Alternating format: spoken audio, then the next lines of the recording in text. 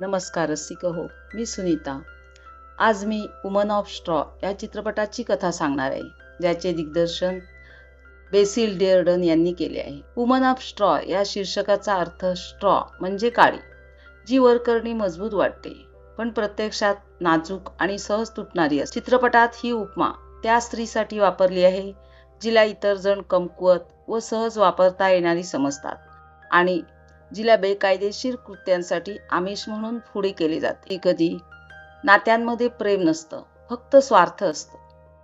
एक श्रीमंत माणूस ज्याच्याकडे सगळं काही आहे पण विश्वास ठेवायला कोणीच नाही। एक तरुण स्त्री जी गरजेमुळे एका खेळाचा भाग बनते आणि एक माणूस जो पैशासाठी कोणत्याही मर्यादा ओलांडू शकतो। वुमन ऑफ स्ट्रॉ प्रेम, स्वार्थ आणि फसवणूक जिथे एकत्र येतात अशी एक कथा, जिथे प्रत्येक नात्यामागे लपलेला आहे एक गुपित, एक योजना जी सुरुवातीला सोपी वाटते पण हळूहळू धोकादायक बनत जाते। विश्वास, फसवणूक आणि लालसेच्या या खेळात प्रत्येक जण काहीतरी लपवत आहे आणि सत्य हळूहळू समोर येतं। एक थरारक कथा जिथे प्रेम आणि फसवणूक एकमेकांमध्ये मिसळतात। चला या गूढ आणि धोकादायक प्रवासाची कथा समजून घेऊया।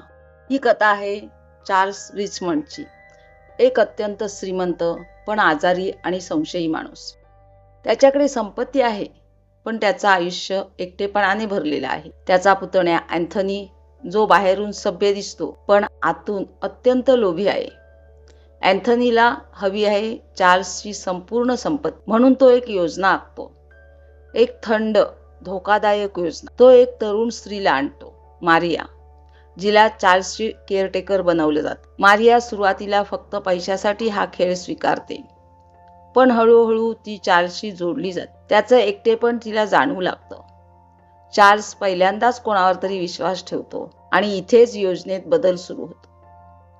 अँथनीला वाटतं सगळं त्याच्या नियंत्रणात आहे आणि योजना जवळपास यशस्वी होते, पण एक छोटी चूक सगळं बदलते, कारण भावना आणि सत्य कधीच नियंत्रणात राहत नाही।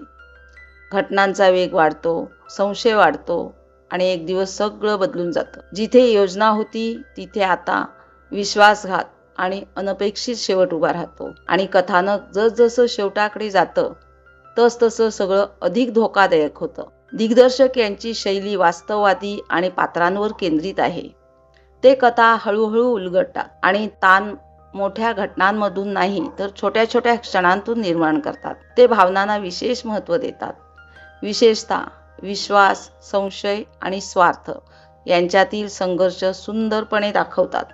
शॉन कॅनरी यांचा अँथनी शांत पण धोकादायक व्यक्तिमत्व, चेहऱ्यावरचं नियंत्रण आणि आतली लोभाची भावना तो प्रभावीपणे दाखवतो। जिना लोलोब्रिगिडा यांनी मारिया नाजूक पण भावनिकदृष्ट्या मजबूत।